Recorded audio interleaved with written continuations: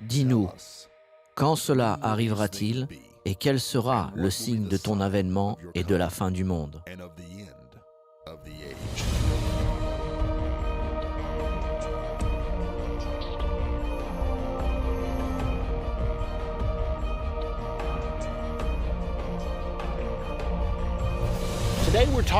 Aujourd'hui, nous allons parler de la seconde venue de Jésus-Christ sur cette terre.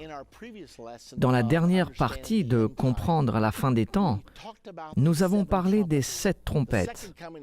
La seconde venue de Jésus aura lieu au son de la 7e trompette, qui est bien sûr la dernière trompette. Mais aujourd'hui, nous allons étudier les détails de ce qui va se passer à la seconde venue de Jésus-Christ. La seconde venue de Jésus est prophétisée à plusieurs endroits dans l'Écriture. Le passage que je veux vous lire maintenant a été donné juste avant l'ascension de Jésus au ciel. Il se trouve dans Actes au chapitre 1. Ce qui s'est passé, c'est que Jésus avait été crucifié, il avait passé 3 jours et 3 nuits dans le tombeau, puis il est ressuscité. Et au cours des 40 jours suivants, il s'est montré vivant à plusieurs personnes. Il est apparu à diverses personnes à des moments différents. Il est également apparu devant une foule de 500 personnes. Il nous a donné des preuves infaillibles qu'il était bien ressuscité d'entre les morts. Après ces 40 jours, il a amené ses disciples au mont des Oliviers. Et une fois rassemblés, il leur donna les dernières instructions. Il leur dit « Retournez à Jérusalem et restez-y jusqu'à ce que vous receviez la puissance d'en haut. » Il leur parla ainsi car bon nombre d'entre eux habitaient en Galilée et auraient pu rentrer chez eux. La Galilée se trouvait à environ 60 km au nord de Jérusalem. Donc il leur dit « Retournez à Jérusalem et restez-y jusqu'à ce que vous receviez une puissance d'en haut. Vous serez baptisés du Saint-Esprit dans peu de jours. » Après leur avoir donné ces instructions, il leur a dit « La raison pour laquelle vous aurez tant besoin du Saint-Esprit, c'est qu'il vous donnera la puissance nécessaire pour accomplir ma commission. » Il leur a dit « Après que le Saint-Esprit soit descendu sur vous, vous serez mes témoins à Jérusalem, en Judée, en Samarie et jusqu'aux extrémités de la terre. » Après leur avoir donné ces dernières instructions, la Bible nous dit qu'il leva ses mains pour les bénir. Puis après cette bénédiction, soudainement ses pieds s'élevèrent du sol. Pouvez-vous imaginer la surprise que cela a créée alors qu'ils étaient en train de parler ensemble et voilà que ses pieds quittent le sol et ils commencent à s'élever. Ils essayent de comprendre ce qui se passait.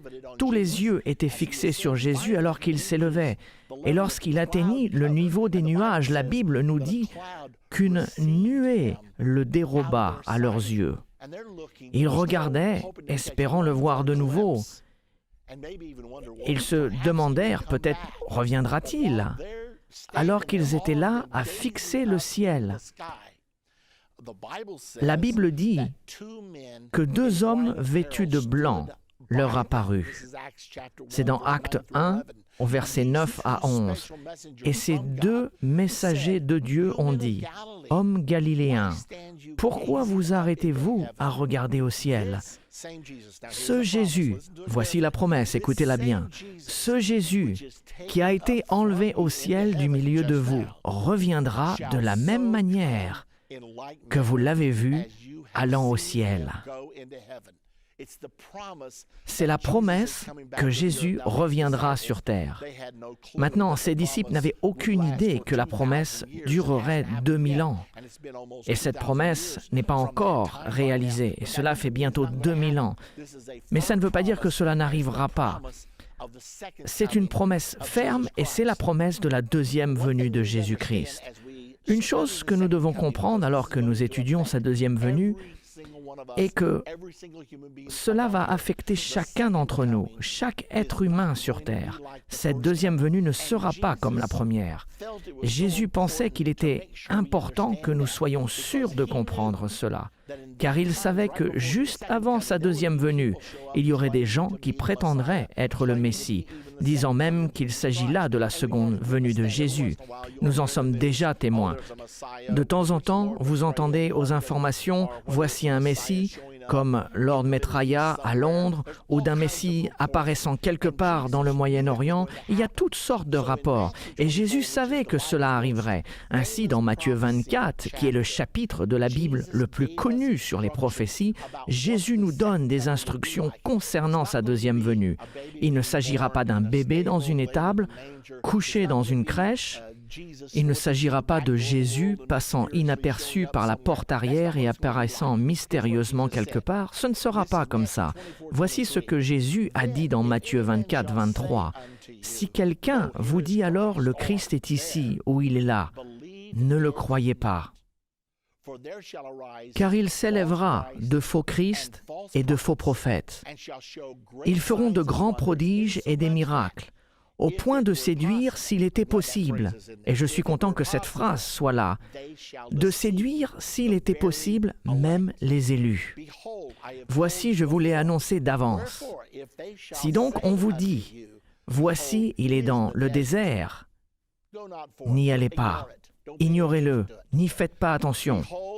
Voici, il est dans les chambres, ne le croyez pas. Pourquoi ?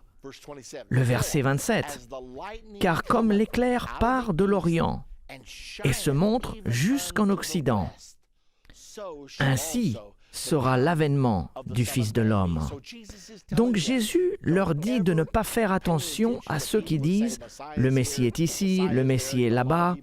Vous savez, beaucoup croient que le Messie musulman arrive, il est appelé le 12e imam ou le Mahdi. Si cela devait arriver, n'y prêtez aucune attention, car quand je reviendrai, ce sera comme un éclair venant de l'Est jusqu'à l'Ouest. Je viendrai parmi les nuées du ciel. Je viendrai d'une façon spectaculaire. Je ne vais pas revenir à un endroit dans le monde, je me montrerai dans les cieux et tout œil me verra. Maintenant, parlons un peu plus des détails de ce qui se passera exactement lors de la deuxième venue, car il y a de fortes chances que vous et moi soyons vivants lors de son retour.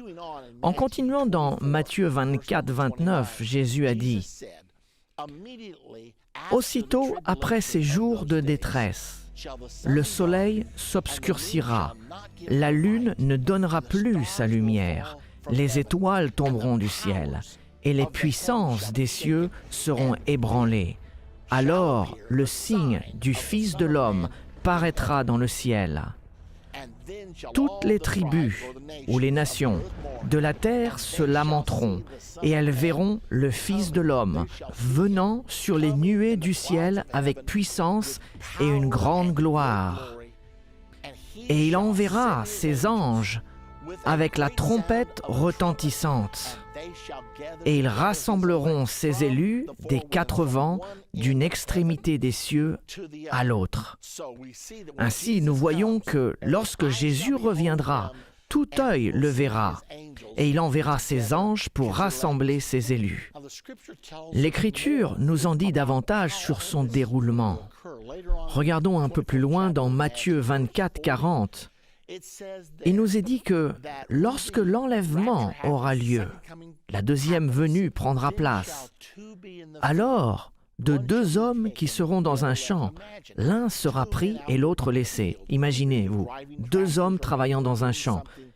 Ils seront soit en train de conduire des tracteurs, soit en train de travailler la terre, et soudainement, l'un d'eux quittera le sol et s'élèvera vers le ciel.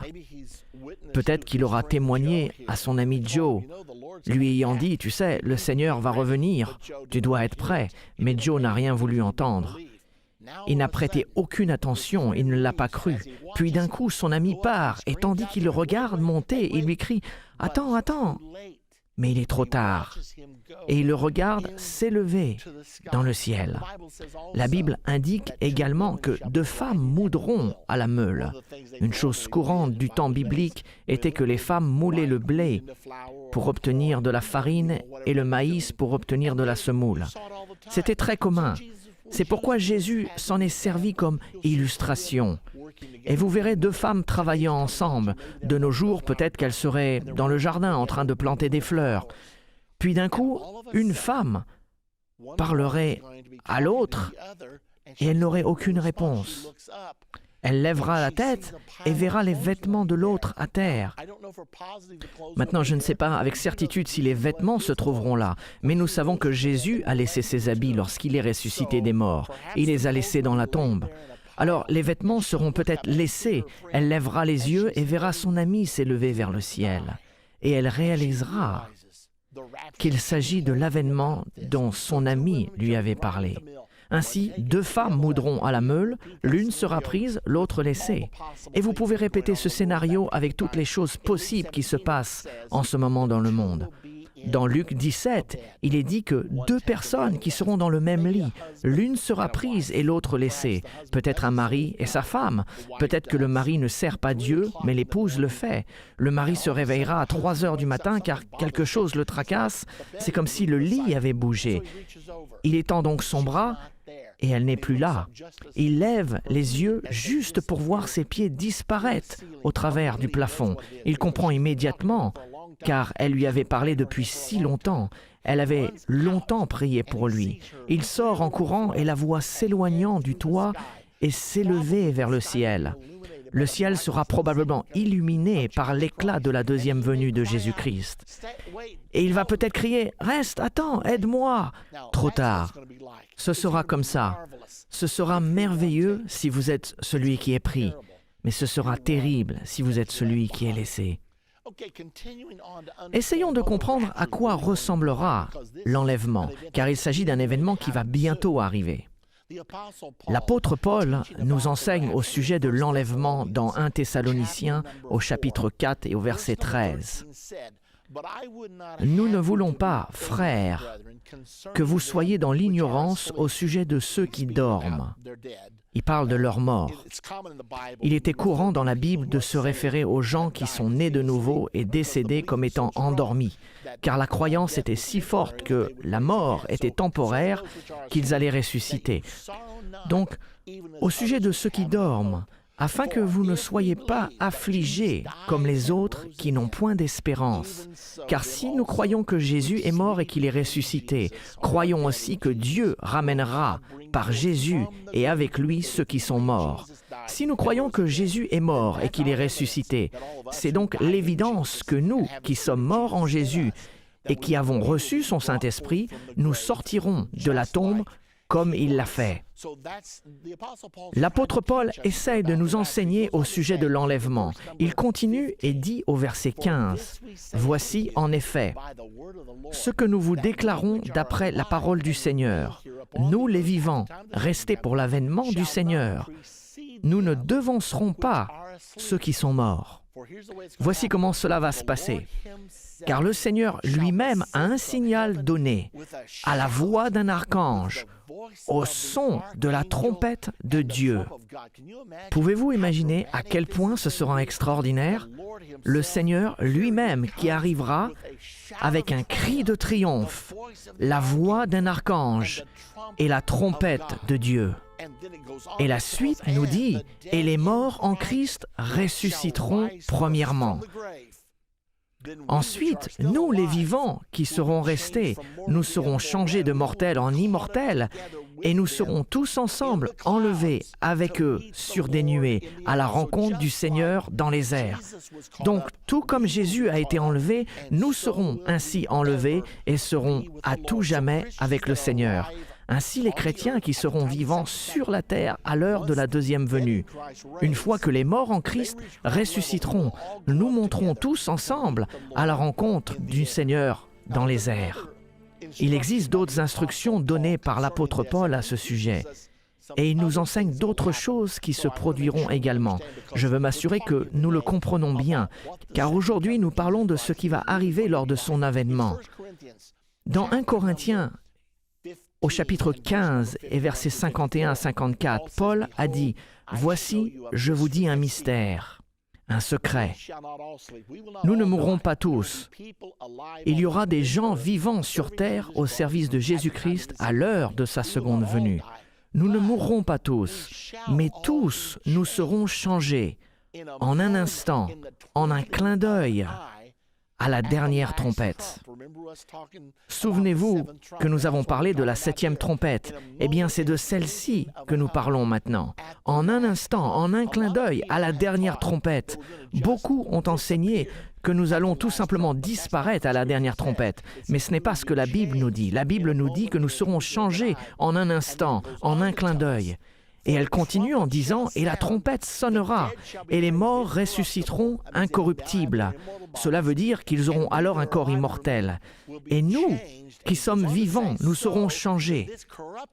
Puis Paul continue en disant « Car il faut que ce corps corruptible revête l'incorruptibilité, et que ce corps mortel revête l'immortalité. » Être mortel signifie être capable de mourir. Le terme latin morto signifie mourir. Ainsi, ce corps mortel qui peut mourir se revêtira de l'immortalité, un nouveau corps qui ne peut pas périr. Et alors s'accomplira la parole qui est écrite, « La mort a été engloutie dans la victoire ». Assurons-nous donc de comprendre comment tout cela va se passer. La dernière trompette sonnera et nos corps, si nous sommes toujours vivants, seront changés en un instant de mortels en immortels. Ensuite, nous serons enlevés. Nos pieds quitteront le sol de la même façon que les pieds de Jésus ont quitté le sol.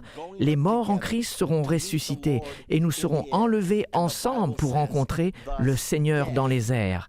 Et la Bible nous dit « La mort est engloutie dans la victoire ». Puis elle continue « Ô mort, où est ton aiguillon? Ô mort, où est ta victoire ?» Maintenant, dans le livre de l'Apocalypse, il y a plusieurs récits sur la seconde venue de Jésus-Christ. Le livre de l'Apocalypse n'est pas vraiment un livre de révélation, mais il s'agit plutôt de la révélation de Jésus-Christ.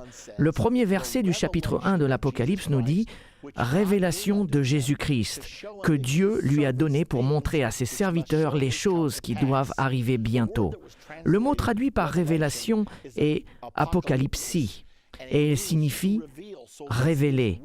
Donc il s'agit bien de la révélation de Jésus-Christ au monde. Le livre entier de l'Apocalypse, 22 chapitres, est consacré à la dramatisation et au récit de la façon dont la deuxième venue se produira, car il s'agit du summum de toute l'histoire humaine. C'est le moment où Jésus-Christ viendra sur la terre pour détruire les trônes humains et établir le royaume de Dieu promis depuis si longtemps. Donc, le livre de l'Apocalypse décrit à plusieurs reprises son avènement sous différents angles. Nous allons maintenant examiner ces récits car il est intéressant de découvrir ce que Dieu a voulu que nous sachions.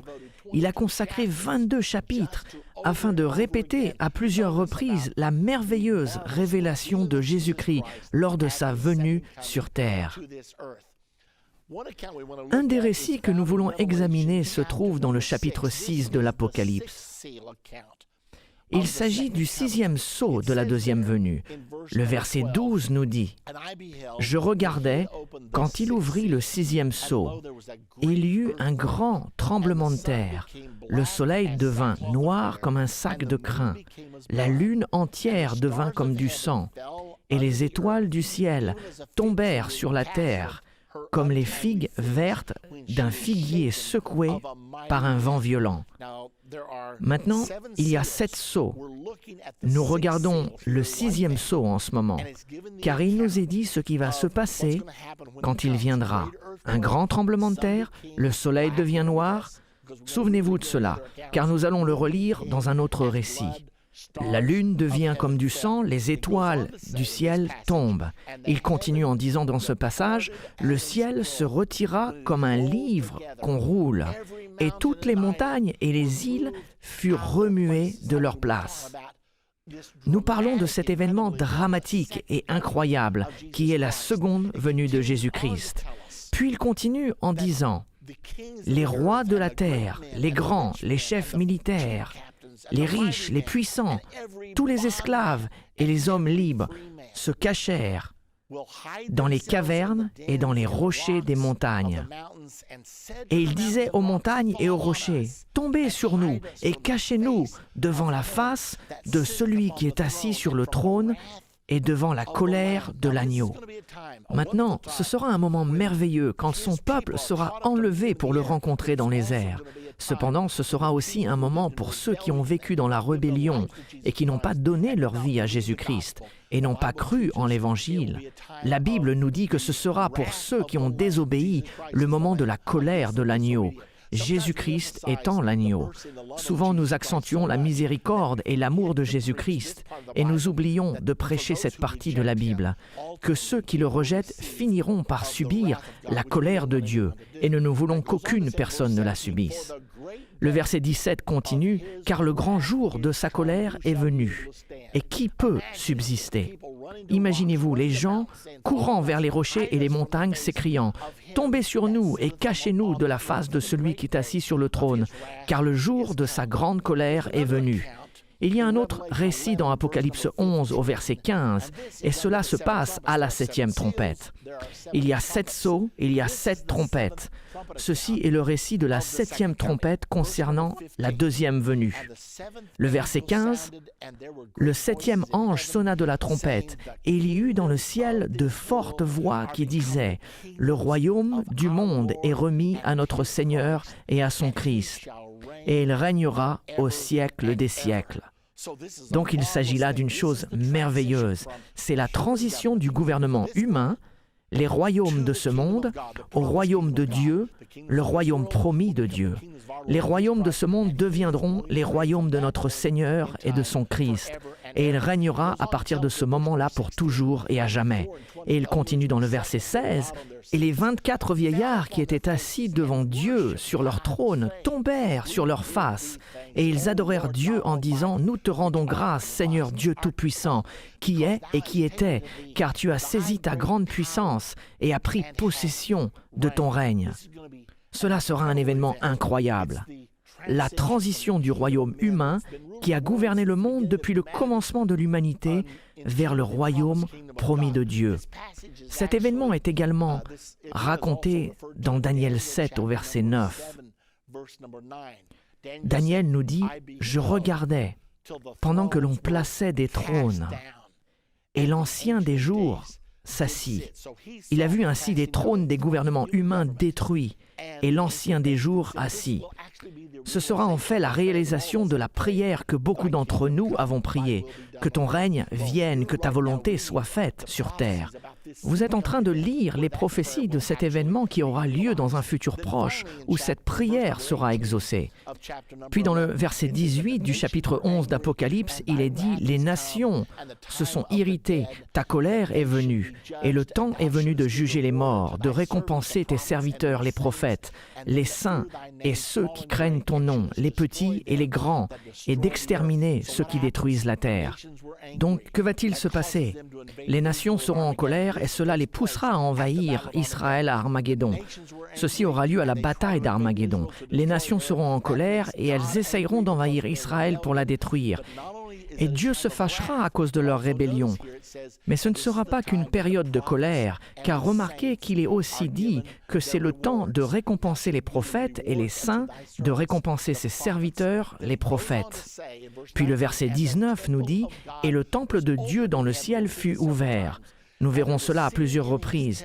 Et l'arche de son alliance apparut dans son temple, et il y eut des éclairs, des voix, des coups de tonnerre, un tremblement de terre et une forte grêle.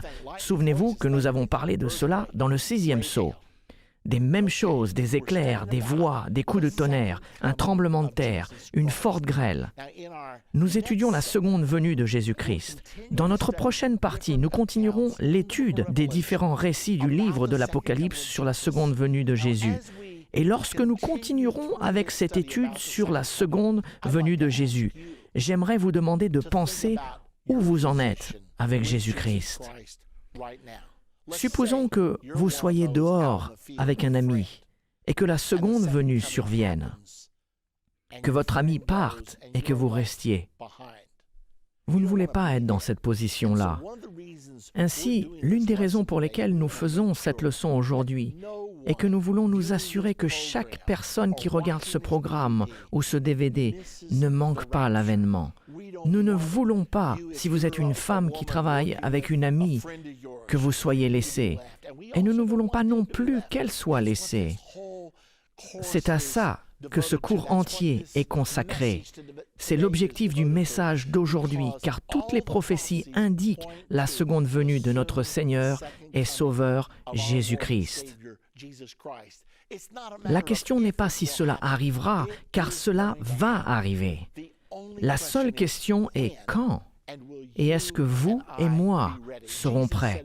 Jésus a dit dans Matthieu 24, « Tenez-vous prêts, car le Fils de l'homme viendra à l'heure où vous n'y penserez pas. » Nous voulons que vous soyez prêts et je veux être prêt. Dans notre dernière partie de la série « Comprendre la fin des temps », nous avons étudié la seconde venue de Jésus-Christ sur cette terre. Nous avons également appris que le livre de l'Apocalypse est le livre qui concerne la révélation de Jésus-Christ. Dans cette partie, nous allons continuer avec les différents récits concernant la seconde venue dans le livre de l'Apocalypse. Nous voulons commencer par examiner les deux moissons. Il y a un récit de ces deux moissons dans l'Apocalypse, mais examinons d'abord ce récit dans Matthieu. Cela nous aidera à comprendre ce que nous allons voir dans Apocalypse. Cela se trouve dans Matthieu 13, au verset 37 à 43. Jésus nous donne une parabole au sujet du blé et de l'ivraie. Il a dit qu'il y avait un certain homme qui avait un champ. Cet homme et ses serviteurs avaient semé dans le champ. Et quand la semence a poussé, ils ont remarqué que l'ivraie était mélangée avec le blé. Les serviteurs s'approchèrent de leur maître et lui dirent « Que s'est-il passé? N'avons-nous pas eu de la bonne semence? As-tu acheté une semence de mauvaise qualité? Pourquoi avons-nous de l'ivraie ?» Et immédiatement, le maître répondit « C'est l'ennemi qui l'a semé. Un de mes ennemis est venu pour détruire ma moisson et a semé de l'ivraie parmi le blé. » Et dans le verset 37, Jésus commence à expliquer la parabole. Quand ils ont demandé à Jésus ce que tout ceci signifiait, il répondit et leur dit, « Celui qui sème la bonne semence est le Fils de l'homme. » Le verset 38, « Le champ, c'est le monde. La bonne semence, ce sont les fils du royaume. L'ivraie, ce sont les fils du malin. L'ennemi qui l'a semé, c'est le diable. La moisson, c'est la fin du monde. Et les moissonneurs, ce sont les anges. » Maintenant, souvenons-nous de ceci. Le semeur qui sème la semence, qui est la parole de Dieu, est Jésus, le Fils de l'homme. Le champ, c'est le monde, c'est là où il sème sa parole. La bonne semence, qui pousse comme le blé, ce sont ceux qui seront sauvés. L'ivraie représente ceux qui rejettent l'Évangile et qui seront perdus. Ce sont les enfants du diable. L'ennemi qui sème l'ivraie est le diable. Et la moisson, c'est la fin de cette ère lors de la seconde venue de Jésus-Christ. Et les moissonneurs, selon Jésus, sont les anges. Maintenant, regardons ce qui va arriver au blé et à l'ivraie. Le verset 40. « Or, comme on arrachait l'ivraie et qu'on la jette au feu, il en sera de même à la fin du monde. » Ils avaient demandé au maître, « Devons-nous sortir pour arracher l'ivraie du blé ?» Mais il a répondu, « Non, non, vous déracinerez le blé en même temps. Attendez jusqu'à la moisson. Nous amasserons le blé et le mettrons dans les greniers et nous lierons l'ivraie et la brûlerons. » Donc Jésus a dit, « De même que l'ivraie sera liée, les méchants seront jugés à la fin du monde. Le Fils de l'homme enverra ses anges qui arracheront hors de son royaume tous les scandales et ceux qui commettent l'iniquité. Et ils les jetteront dans une fournaise ardente. Et il y aura des pleurs et des grincements de dents. Voici ce qui arrivera à ceux qui rejettent l'Évangile. » Cependant, dans le verset 43, il nous est dit « Alors les justes resplendiront comme le soleil dans le royaume de leur Père. » Donc lorsque Jésus reviendra, nous qui avons cru en l'Évangile et qui avons été justifiés, nous allons resplendir et nous participerons au royaume de notre Père. Et ensuite, Jésus dit à ses disciples que celui qui a des oreilles pour entendre, entende. Maintenant, l'autre récit des 2 moissons est très intéressant et il se trouve dans Apocalypse 14, au verset 14 à 20. Et il nous est dit, « Je regardais, et voici, il y avait une nuée blanche, et sur la nuée était assis quelqu'un qui ressemblait à un fils d'homme. Et nous savons que le Fils de l'homme, c'est Jésus.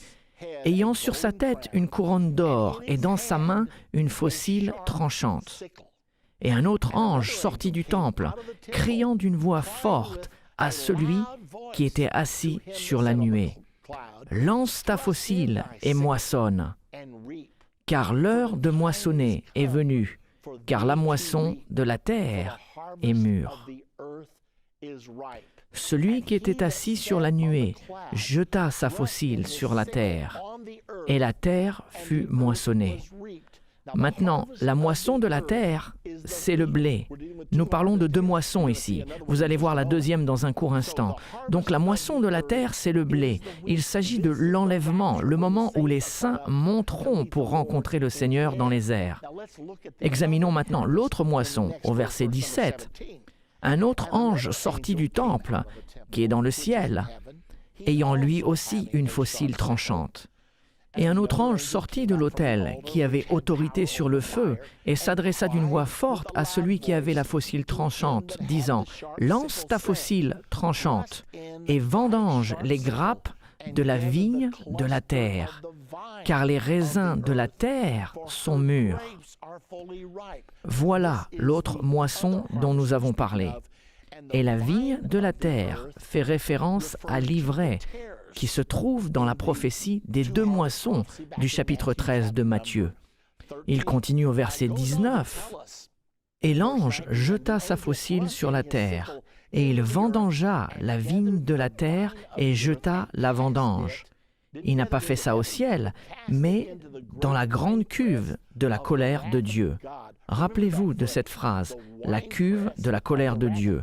La cuve fut foulée hors de la ville, en parlant de la ville de Jérusalem, et du sang sortit de la cuve jusqu'aux morts des chevaux sur une étendue de 1600 stades. Donc l'enlèvement aura bien lieu, et en même temps, les habitants de la terre, les armées de la terre seront jetés dans la cuve, parlant de la bataille d'Armageddon. C'est à ce moment où la colère de Dieu, la Bible l'appelle la cuve de la colère de Dieu, elle sera foulée hors de la ville. Juste en dehors de la ville de Jérusalem se situe une vallée, appelée la vallée de Cédron. Elle est aussi connue comme la vallée du carnage, et c'est là où la bataille d'Armageddon culminera. Elle commencera dans la plaine de Magiddo, qui se situe au nord d'Israël, puis l'armée israélienne reculera contre les armées du gouvernement mondial, descendant la vallée du Jourdain avant leur dernière confrontation dans la ville de Jérusalem. Cela fait environ 250 kilomètres. Remarquez dans ce passage, il est dit « le sang coulera sur une étendue de 1600 stades ». 1600 stades font environ 250 kilomètres. Si vous partez de Magiddo, dans le nord, puis passez par la vallée du Jourdain jusqu'à Jérusalem, cela fait une distance d'environ 250 kilomètres. Il s'agit de la prophétie de la bataille d'Armageddon, le moment où Jésus-Christ reviendra sur terre à la bataille d'Armageddon.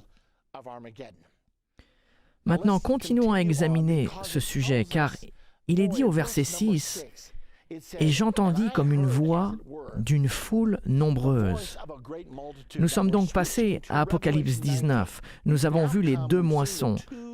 Nous avons vu la moisson du blé et de l'ivraie dans le chapitre 13 de Matthieu, et dans le chapitre 14 d'Apocalypse, nous avons vu un autre récit des 2 moissons. Maintenant, nous allons au récit le plus remarquable que nous ayons sur la seconde venue de Jésus-Christ dans Apocalypse 19, au verset 6 à 20. Le verset 6. « Et j'entendis comme la voix d'une foule nombreuse, comme un bruit de grosses eaux, et comme un bruit de fort tonnerre. » Nous revoyons ici ces choses, plusieurs voix, le bruit de grosses eaux, des coups de tonnerre. Nous revoyons ces choses à chaque fois qu'il s'agit d'un récit de la seconde venue. Et ces voix disant « Alléluia » car le Seigneur, notre Dieu Tout-Puissant, est entré dans son règne.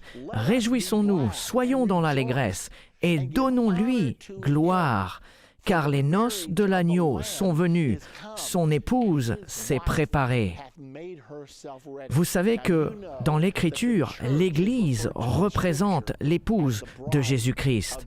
Et la Bible enseigne que lorsque Jésus-Christ reviendra, nous serons enlevés pour le rencontrer dans les airs. Et les noces seront consommées, nous serons unis et nous serons avec le Seigneur pour toujours. Et lorsqu'il reviendra pour établir son royaume, afin de régner comme roi des rois, l'Église, son épouse, régnera avec lui en tant que reine des reines. La Bible nous dit que nous gouvernerons et régnerons avec lui comme roi et sacrificateur. C'est dans Apocalypse 5, au verset 10. Ainsi, tout le scénario est dépeint ici. Ce moment merveilleux, les noces de l'agneau et de son épouse qui s'est préparée. Souvenez-vous, il y a la voix d'une grande foule, des coups de tonnerre et l'épouse de l'agneau qui s'est préparée. Continuons avec le verset 8. Et il lui a été donné à l'épouse de se revêtir d'un fin lin, éclatant, pur, car le fin lin, ce sont les œuvres justes des saints. C'est la justice de Jésus qui nous est imputée. Il nous purifie par son sang. Il nous pardonne de toutes nos transgressions afin d'être prêts à devenir son épouse. Et l'ange me dit, « Écris, heureux ceux qui sont appelés au festin des noces de l'agneau. » Nous sommes donc appelés, mais serons-nous choisis pour participer? Aujourd'hui, le message est répandu. Jésus-Christ, ce n'est pas sa volonté que quiconque périsse, mais que tous se repentent. Mais la question est, est-ce que je répondrai à cet appel et ferai le nécessaire pour faire partie de l'épouse de Jésus-Christ? Maintenant, le verset 11 continue. Et c'est Jean qui l'écrit, et il dit « Je vis le ciel ouvert ». Nous avons déjà entendu cela auparavant, n'est-ce pas, dans d'autres récits de la seconde venue. « Et je vis le ciel ouvert, et voici parut un cheval blanc. Celui qui le montait s'appelait Fidèle et Véritable. » Mesdames et messieurs, pouvez-vous imaginer à quel point ce sera spectaculaire? Les cieux vont s'ouvrir, et il sera là, resplendissant, assis sur un cheval blanc. Et il s'appelle Fidèle et Véritable, parlant de Jésus-Christ. Et il juge et combat avec justice. Il viendra pour juger l'iniquité et pour faire la guerre contre ceux qui ont vécu dans la rébellion et qui ont rejeté sa souveraineté en tant que créateur de toutes choses. Ses yeux étaient comme une flamme de feu. Sur sa tête étaient plusieurs diadèmes. Il avait un nom écrit que personne ne connaît si ce n'est lui-même. Alors qu'est-ce que cela veut dire? Que Jésus est fidèle et véritable, qu'il viendra pour juger et combattre les impies à Armageddon. Voici la raison de la bataille d'Armageddon. Je vais vous jeter dans la cuve de la colère de Dieu. Et en même temps, il y a plusieurs diadèmes sur sa tête. Un autre passage nous dit que nous jetterons nos couronnes à ses pieds. Peut-être que cela veut dire que toutes ces couronnes étaient les nôtres, mais que nous ne pensions pas en être dignes et qu'il est celui qui mérite tout. Il y a plusieurs diadèmes sur sa tête. Puis il continue dans le verset 13. Et il était revêtu d'un vêtement teint de sang. Son nom est la parole de Dieu. Pourquoi son nom est-il appelé la parole de Dieu? Car si nous retournons dans Jean 1, au verset 1, il est dit « Au commencement était la parole, et la parole était avec Dieu, et la parole était Dieu. » Puis il continue au verset 14, Et la parole a été faite chair, et elle a habité parmi nous, pleine de grâce et de vérité. Et nous avons contemplé sa gloire, une gloire comme la gloire du Fils unique venu du Père. Ainsi nous voyons que son nom était la parole de Dieu, c'est Dieu manifesté en chair. La parole a été faite chair et a habité parmi nous. Ainsi quand Jésus reviendra, il est normal qu'il soit appelé la parole de Dieu. Apocalypse 19 au verset 14 nous dit « Les armées qui sont dans le ciel le suivaient sur des chevaux blancs revêtus d'un fin lin blanc et pur. » De qui s'agit-il? Ceci fait allusion à nous, l'Église, qui avons été enlevés pour le rencontrer dans les airs. Dès lors, nous descendrons avec lui pour la bataille d'Armageddon. Et la Bible nous dit que nous viendrons avec lui sur le mont des Oliviers et serons avec lui pendant qu'il anéantit les armées de l'Antichrist. Et ainsi, nous le couronnerons roi des rois et seigneur des seigneurs. Le verset 15 continue en nous disant davantage sur la venue spectaculaire de Jésus-Christ. De sa bouche sortait une épée aiguë pour frapper les nations. Mesdames et messieurs, si nous ne faisons pas attention, nous allons essayer de changer l'Écriture. Dieu est en colère avec les nations. Dieu est en colère avec le mal auquel les gens se sont adonnés. Nous avons pris la Bible en disant « Je sais que la Bible dit ceci, mais je ne le crois pas ». Nous avons violé l'Écriture. Que nous parlions de l'avortement ou de l'immoralité, ou de tout autre sujet, la Bible dit que quand Jésus reviendra, il frappera les nations. Mais si vous êtes pris pour le rencontrer lors de l'enlèvement, vous ne serez pas affectés, car vous aurez revêtu votre corps immortel et vous serez du côté du Seigneur. Il les pètera avec une verge de fer. Lors du royaume de Dieu, il ne tolérera aucune contestation, car les voies de l'homme ont causé la guerre, les afflictions, les maladies, tous les maux de l'humanité. C'est arrivé ainsi car l'humanité n'a fait qu'à sa façon, et maintenant Jésus va enseigner au monde comment vivre en paix. La Bible dit « Il foulera la cuve du vin de l'ardente colère du Dieu Tout-Puissant ». Remarquez qu'il fait encore référence à la cuve. Nous lisons cela dans Apocalypse 19. Cette même cuve est aussi mentionnée dans la deuxième moisson, dans le chapitre 14.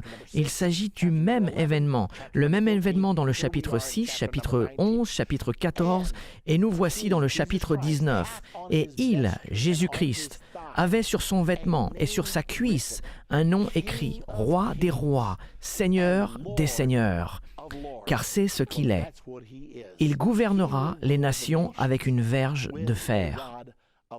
Il continue au verset 17, en nous indiquant davantage sur ce qui va se passer lors de sa venue. « Et je vis un ange qui se tenait dans le soleil. » Tout ceci semble spectaculaire, car c'est un événement spectaculaire. C'est l'événement le plus spectaculaire depuis le commencement du monde. Il cria d'une voix forte, disant à tous les oiseaux qui volaient au milieu du ciel, « Venez, rassemblez-vous pour le grand festin de Dieu. » Il parle ainsi aux oiseaux ici, afin de manger la chair des rois, la chair des chefs militaires, la chair des puissants, la chair des chevaux et de ceux qui les montent, la chair de tous, libres et esclaves, petits et grands. Maintenant, regardons cela avec les yeux de Dieu. Ceci nous donne un aperçu de ce que Dieu pense concernant ce qui se passe dans notre monde aujourd'hui. Nous avons des guerres et des bruits de guerre, des hommes tuant d'autres hommes, des femmes tuant d'autres femmes. C'est horrible ce qui se passe dans notre monde actuel. La parodie ultime sera au moment où les nations du monde, sous la bannière de l'ONU, s'opposeront à Israël, tentant de la forcer à se soumettre au système du gouvernement mondial. Ceci va mettre Dieu tellement en colère qu'il dira « Vous, tous les oiseaux des champs et du ciel, venez, rassemblez-vous, car je vais vous servir un grand festin. » C'est un peu sanglant de penser ainsi, mais c'est ce qui va se passer. Dieu est si en colère avec les nations qu'il dira « Vous allez manger la chair des rois, des chefs militaires, des puissants, de tous les hommes libres et esclaves, petits et grands. » Puis au verset 19, Jean nous dit « Et je vis la bête. » De quoi s'agit-il? La bête, dans le livre de l'Apocalypse, correspond à l'Antichrist. le dirigeant mondial. Il sera l'homme politique le plus important de son époque. Il dirigera le gouvernement mondial qui est en train de se former au travers du processus de la mondialisation. Et je vis la bête, les rois de la terre, ceux qui supporteront la bête, et leur armée rassemblée pour faire la guerre à celui qui était assis sur le cheval, à Jésus-Christ, et à son armée, son Église immortelle. Le verset 20. Et la bête fut prise, et avec elle le faux prophète, son partenaire religieux, qui avait fait devant elle les prodiges par lesquels il avait séduit ceux qui avaient pris la marque de la bête et adoré son image. Ils furent tous les deux, l'Antichrist et le faux prophète, jetés vivants dans l'étang ardent de feu et de soufre. Ainsi, lorsque Jésus reviendra sur terre, il va saisir ces deux principaux dirigeants du système du gouvernement mondial, l'Antichrist et le faux prophète, qui seront au pouvoir à ce moment, et il va les jeter dans l'étang de feu. Maintenant, il ne s'arrête pas là. Nous passons du chapitre 19 au chapitre 20. Cependant, il n'y avait aucun chapitre ou verset dans les manuscrits d'origine. Et remarquez la continuité. Dans le verset 1 du chapitre 20, Jean nous dit « Puis je vis descendre du ciel un ange qui avait la clé de l'abîme et une grande chaîne dans sa main. Et il saisit le dragon, le serpent ancien, qui est le diable et Satan, et il le lia pour 1000 ans. Ainsi, non seulement l'Antichrist et le faux prophète seront jetés dans l'étang de feu, mais Satan lui-même sera lié pendant 1000 ans. Il le jeta dans l'abîme, ferma et scella l'entrée au-dessus de lui, afin qu'il ne séduise plus les nations. La raison de nos nombreux problèmes dans notre monde aujourd'hui est que ses habitants sont séduits, les nations sont séduites. C'est ahurissant ce que les gens croient aujourd'hui et qui est complètement erroné, mais le monde entier y croit. Et si vous ne le croyez pas, ils considèrent que c'est vous qui vous êtes trompés. Le fait est que les nations du monde vivent actuellement dans la déception, mais lorsque Satan sera lié, il ne pourra plus les séduire, jusqu'à ce que les 1000 ans soient accomplis. Après cela, il faut qu'il soit délié pour un peu de temps. Ainsi, il sera lié pendant 1000 ans, de sorte qu'il ne puisse séduire les nations. Puis au verset 4 du chapitre 20, il est dit « Et je vis des trônes, et à ceux qui s'y assirent fut donné le pouvoir de juger, et je vis les âmes de ceux qui avaient été décapités à cause du témoignage de Jésus et à cause de la parole de Dieu, et de ceux qui n'avaient pas adoré la bête ni son image, ni le gouvernement mondial, et n'avaient pas reçu sa marque sur leur front. Ils n'ont pas accepté la marque de la bête. Ils revinrent à la vie et ils régnèrent avec Christ pendant 1000 ans. Ceci fait référence tout particulièrement à ceux qui ont été tués pour avoir résisté à la marque de la bête, qui sera utilisée dans un avenir proche pour tenter d'imposer la conformité au système du gouvernement mondial. Et il dit « Je vis cela, et après sa venue, ils revinrent à la vie, car ils sont ressuscités au son de la dernière trompette. Et ils vécurent et régnèrent avec Christ pendant 1000 ans. » Il continue au verset 5, « Les autres morts, parlant de ceux qui sont morts sans Christ, ceux qui ne sont pas encore ressuscités, ne revinrent point à la vie jusqu'à ce que les 1000 ans soient accomplis. » Cette résurrection des justes, c'est la première résurrection. Heureux et saints ceux qui ont part à la première résurrection. La seconde mort n'a point de pouvoir sur eux, signifiant que lorsque vous vous revêtrez votre corps immortel, vous n'aurez plus à vous soucier de la mort. La seconde mort n'a point de pouvoir sur eux, mais ils seront sacrificateurs de Dieu et de Christ, et ils régneront avec lui pendant 1000 ans. Ainsi, ceux qui sont morts sans Christ demeureront morts pendant les 1000 ans jusqu'au jugement du trône blanc. Celle-ci est donc la première résurrection, et la Bible nous dit « Heureux et saint celui qui a part à la première résurrection, car la seconde mort n'a pas de pouvoir sur eux. » Maintenant, il est si important pour nous tous de faire partie de cette première résurrection. Dans notre prochaine partie de Comprendre la fin des temps, ce sera la dernière leçon de notre série Comprendre la fin des temps. Cette dernière leçon sera la plus importante de toute la série.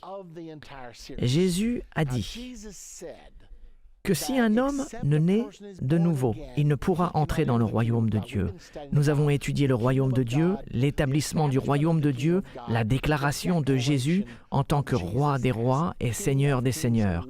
Mais dans ces 2 prochaines leçons, nous allons parler de ce qu'il faut faire pour être sûr de faire partie du royaume de Dieu. Comme je l'ai déjà mentionné, Jésus a dit dans Jean 3, « Si un homme ne naît de nouveau, il ne peut voir le royaume de Dieu. » Mais il y a tant de gens qui emploient le terme « né de nouveau » sans vraiment comprendre ce que cela veut dire. Ainsi, dans notre prochaine leçon, nous allons expliquer la signification d'être né de nouveau et nous allons apprendre également comment sera le règne de 1000 ans de Jésus-Christ sur terre. Pas une seule guerre pendant 1000 ans. Le loup et l'agneau s'allongeront côte à côte. Les enfants joueront au-dessus du trou de la vipère et elle ne leur fera point de mal. Il y aura la paix sur la terre, de la bienveillance envers les hommes. Ce sera un temps merveilleux. Et nous allons apprendre les principes qui seront promulgués pour nous permettre de vivre dans la paix pendant 1000 ans. Par conséquent, ne manquez pas ces 2 dernières leçons, car elles sont importantes. Nous apprendrons ce qu'est vraiment le royaume de Dieu.